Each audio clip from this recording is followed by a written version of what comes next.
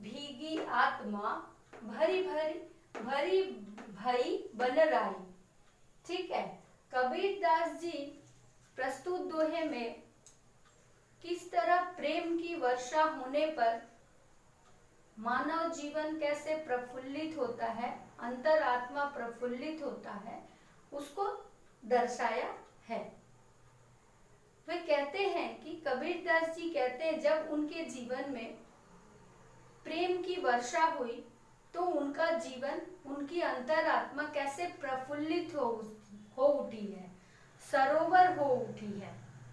उनके जो आंतरिक वन था उसमें प्रेम की वर्षा हो गई है। वहां पूरी हरियाली, जैसे वर्षा होने से पूरा बागीचा हरियाली हरियाली हो जाता है, उसी तरह प्रेम के बादलों से जब वर्षा हुई है तो उनकी अंतरात्मा प्रफुल्लित हो उठी है। चारों तरफ हरियाली ही हरियाली मची है, उनमें अब नवीनता आ गई है। अब आप लोग सोच रहे होंगे कि कबीरदास जी क्या बोल रहे हैं। वे कह रहे हैं जब उनके सद्गुरु ने उन्हें ज्ञान रूपी प्रकाश दिया, उन्हें ये समझ में आ गया। पहले तो वो जीवन रूपी इस लोक ज्ञान में भटक रहे थे। व्यवहारिक ज्ञान समाज में चलने के लिए जरूरी होता है, लेकिन वो इस अंधकार में थे, उन्हें ज्ञान रूपी प्रकाश नहीं प्राप्त था। जिस दिन हमारी अंतरात्मा और परमात्मा का मिलन होगा तो आप भी ऐसे प्रेम से ऐसे प्रफुल्लित हो उठेंगे।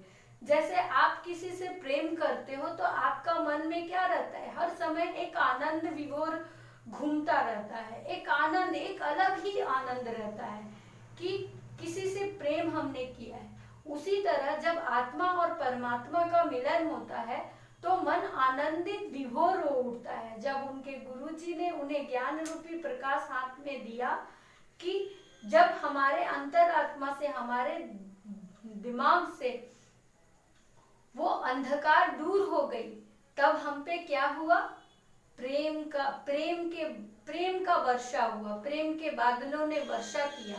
उससे हमारी अंतरात्मा क्या हुई, प्रफुल्लित हो उठी है, सरोवर भर गया है।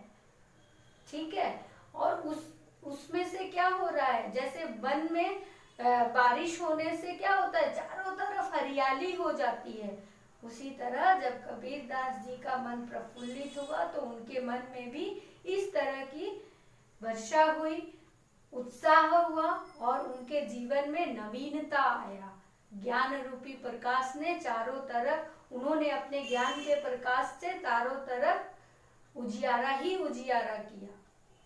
ठीक है, तो उन्होंने इस लाइन में वो किस तरह ज्ञान रूपी प्रकाश जब उन्हें मिला तो उन्होंने दुनिया के चारों तरफ फैलाया और उससे उनका मन क्या हो रहा है, प्रफुल्लित हो रहा है, खुशहाल हो रहा है। उनके मन मतलब मन में जो बादल का पानी मिला, उससे क्या हुआ, चारों तरफ हरियाली ही हरियाली मच गई है। जैसे सूखे वन में बारिश का पानी गिरता है तो चारों तरफ पेड़ पौधे क्या होते हैं, हरियाली मच जाती है। उसी तरह मन में जब ज्ञान रूपी प्रकाश पड़ा, प्रेम का वर्षा हुआ तो उनका मन प्रफुल्लित हो उठा।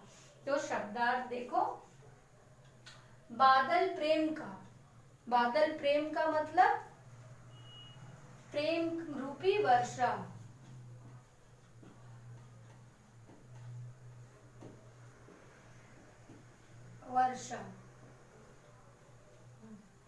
वर्षा माने वर्षा का, वर्षा अंतरी माने अंदर, भीगी माने भीग गई, कौन भीग गया, मन।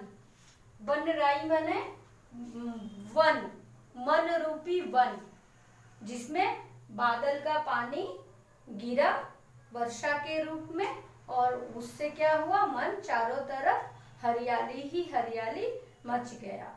तो व्याख्या में आप ऐसे ही लिखेंगे, कबीरदास जी ने जब प्रस्तुत दोहे में कबीरदास जी कहते हैं कि जब उन्हें ज्ञान रूपी प्रकाश मिला तो प्रेम के बादलों से, जैसे प्रेम के बादलों से वर्षा होती है और मन प्रफुल्लित हो उठता है, वैसे ही कबीरदास जी का भी मन प्रफुल्लित हो उठा और सूखे वन में जब प्रेम रूपी वर्षा गिरी तो चारों तरफ क्या हुआ, हरियाली ही हरियाली मच गई।